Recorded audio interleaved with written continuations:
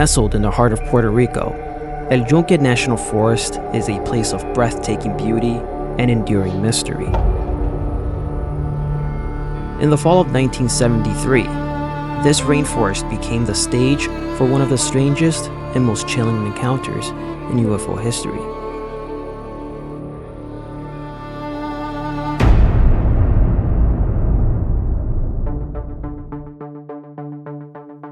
It was a time of fear and fascination. Across Puerto Rico, reports of UFO sightings, mysterious animal mutilations,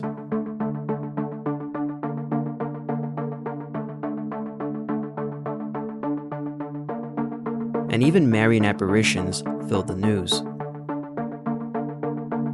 In the midst of this wave, a group of 9 campers, students led by 3 adults, set out for a night in El Yunque, hoping to make contact with the unknown. On the evening of October 20th, the group made their way up a mountain trail, expecting an uneventful night under the stars.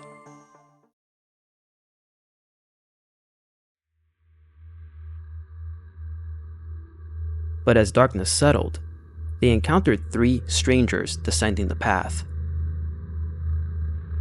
The trio was dressed identically, their faces eerily similar. A photo was taken, but when it was developed, only a patch of mist appeared where the strangers had stood.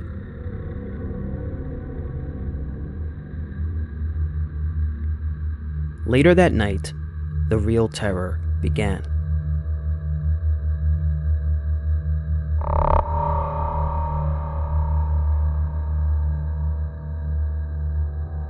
Five or 6 gray, vaguely humanoid figures emerged from the forest, darting among the trees with claw-like hands and elongated ears, trapping the campers on the mountain.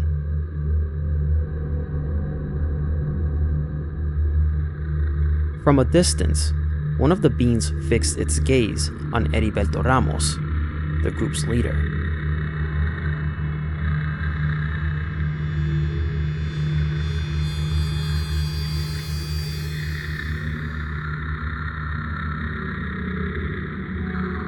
Hoping to show he meant no harm, Ramos cautiously approached.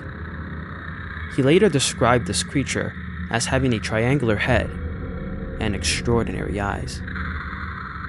Amazingly, he managed to reach out and touch its skin, which felt neither rubbery nor cold. Suddenly, a student's flashlight flooded the scene with light. The creature bolted, tearing through the dense brush toward a 100-foot drop.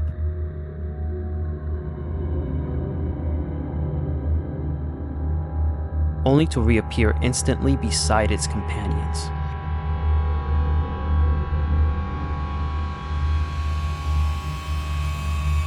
For hours, the campers were besieged. The beings circled constantly, their intentions unclear. One student, overwhelmed by fear, tried to knock himself out unconscious with his own flashlight. Another, entranced, wandered into the woods and discovered a glimmering polychromatic egg on the ground. Neither he nor his companions dared to touch it. Later on, they saw the object in the claws of one of the creatures, its colors pulsating hypnotically.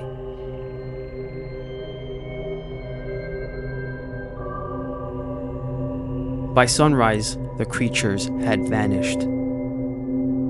The campers made a desperate dash for their cars, but not before discovering massive, heavy footprints in the mud, far larger than any humans.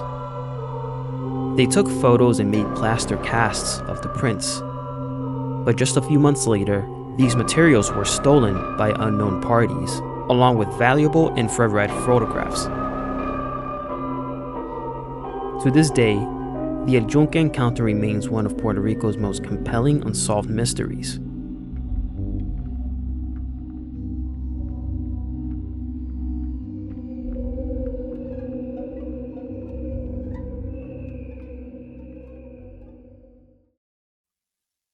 You may be thinking, How can such a wild story be true? I first came across this incredible case when researching topics for a video and found an article published under princeton.edu written by Scott Corrales titled El Yunque, Nights on Hell Mountain. But upon reading the story, I couldn't find any other sources for verification other than the fact that the story was first unveiled to the wider public on a Puerto Rican TV special covering many of the aforementioned supernatural occurrences on the island in the 70s. That was the case until I dug deeper and found the very man himself who had investigated and even interviewed the parties involved in this harrowing encounter. If you know anything about Puerto Rican supernatural culture, then you've most likely heard the name Jorge Martin Miranda. Considered one of the top UFO and paranormal investigators in the field, Jorge Martin's career spans decades, even being featured in specials on major syndicated TV networks, including the Discovery Channel, National Geographic, and TLC. Jorge Martin is most famously known for being the forefront investigator in the Chupacabra mass sightings in the 90s, and the man who broke the Aguadilla UFO encounter.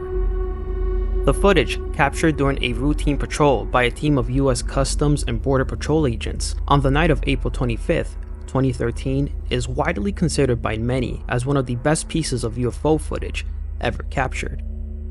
Obviously Puerto Rico with the there's been some UAPs that have been recorded off there. Everybody knows about Aguadilla, the Aguadilla incident. I don't know about it. Oh, I'm sure you do. You don't know about the Tell me. Wow. Trust me. So you can look it up online. There's a video taken by a DHS helicopter of a very interesting object. At first it appears to be like perhaps a balloon, but then it does all sorts of weird stuff. And as they're tracking it, it enters the water without making a splash. You can track it underwater. Then it comes up and splits into two. And it's been analyzed over and over again by a lot of experts. It's called the Aguadilla incident. Maybe I have seen this. Is it kind of blurry looking night There we vision? go. That's it. Oh, wow. And so keep watching that, and I'll tell you a little story about this. This is a Customs and Border Protection released this. How fast is this thing going? So if you look here, they're looking at this through a form of night vision. I don't know the exact velocity. All that is available. But if you keep watching this, something interesting. So here it goes. You're going to see this thing enter the water here. There he goes, underwater, and then it pops back up and splits into two. They're tracking it. See, no waves, no wake. And then it surfaces and then does something pretty interesting here. So keep watching. So it's going high speed through the water. Underwater. That's underwater. Then it breaks the surface of the water again. Keep watching. Boom, underwater, over water, boom, underwater, out of water, and then you'll see it split into two. So I didn't see it split into two. Did you see it? If you watch the rest of the video, there it is. Oh, there it is. Yeah, the Okay, video is there. actually really long, but that's just one example. This is these are, you can see all these videos. They're prevalent. They're everywhere. You see the aircraft on the bottom right. You see the UAP on top that's tracking it. Yeah. Yeah. No wings, no control surfaces, and it keeps up with the A-10 and does all sorts of interesting maneuvers. Right. So that's an A-10 Warthog. And this thing's just following it. Yep, like it's nothing. Do you think they're trying to let people see them? Like, if you had a guess? Incredibly, I managed to sit down for a phone interview with Jorge Martin and ask him a few questions regarding the specific case in El Yunque. Listen to what he had to say. In 1973, there were 3 similar cases of during El Yunque in the rainforest, okay?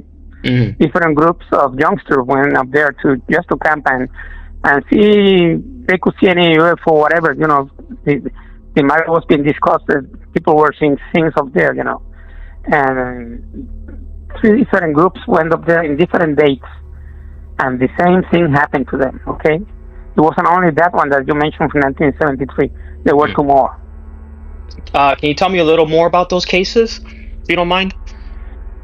Well, and one of them was a group of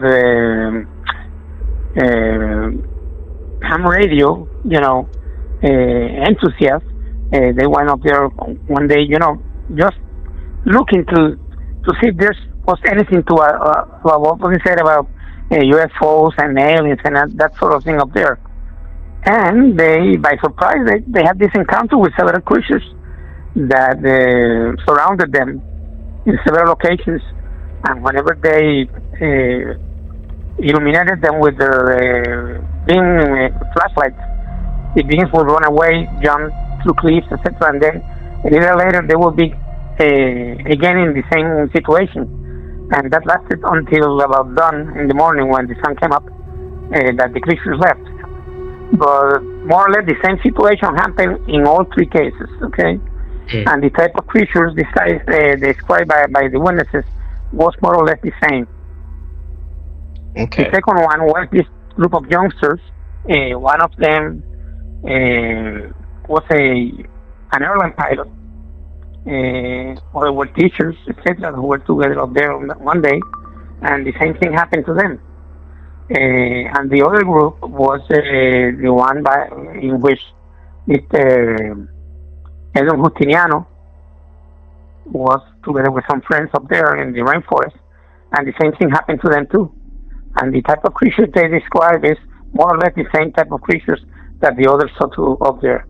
And in all those cases, did they all report like finding that egg that those creatures were holding?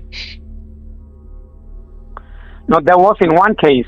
One case. That was in the case that involved the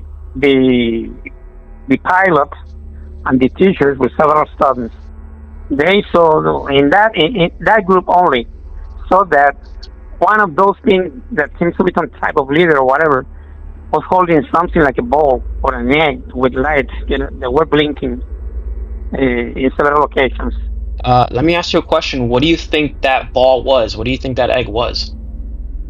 Well, I really don't know, but it seems to be some type of a technological device, okay, according to what they told me, because I interviewed all three cases, the people involved, okay, the persons involved. And only in that case did they observe that thing, whatever it was that this creature had in his hands. In the other case, that did not happen. They saw nothing. Right.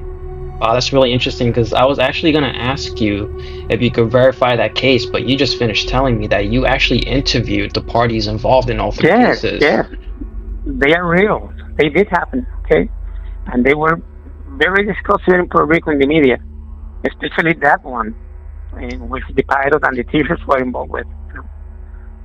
In the first incident, Nestor, the group of ham radio enthusiasts, that was up there, during the whole incident, they had this cassette player radio on because they wanted to record everything that happened that night. And just by chance, they let it, on, and everything that happened was taped. The sounds, the screams, and whatever, everything. So afterwards, when they went down the next day after everything happened, the leader, an electrician, and had this big. She wanted to check what was it that was recorded in the tape. So he recorded it in a reel, and he only heard this type of jargon, something that has been described to me by many people who had an encounter up there in other places of Puerto Rico. This type of humanity make this sort of a gibberish jargon, like a sound that sounds like a recording being played at high speed, He said there has to be something there, and he began playing it at different speeds until it was understandable. At a certain moment, he heard a voice speaking in English, okay, with a certain accent that said, "Walk into the temple of the gods, gods they shall be. Walk into the temple of the gods, gods they shall be. Walk into the temple of the gods, gods they shall be." And that was interesting because other thing had happened there in the rainforest That seems to imply that something very big is underground, underneath the mountains there. Okay? And there's a cryptid message that I was able to more or less interpret, or translate from some symbols that were found in a small figurine that had to do something with the pre-Columbian time. And when you translate that, it is like saying the same thing, that there's something very big, very important down the mountain.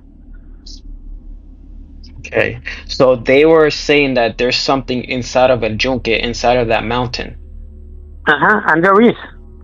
Yes, the voice in the tape said, walking to the temple of the gods, gods they shall be. Implying that if they got into some place where the gods are, they would become gods too. And as you know, the Taino Indians used to say in their myths and their beliefs that El Yunque Range, okay, was the place where the good gods lived.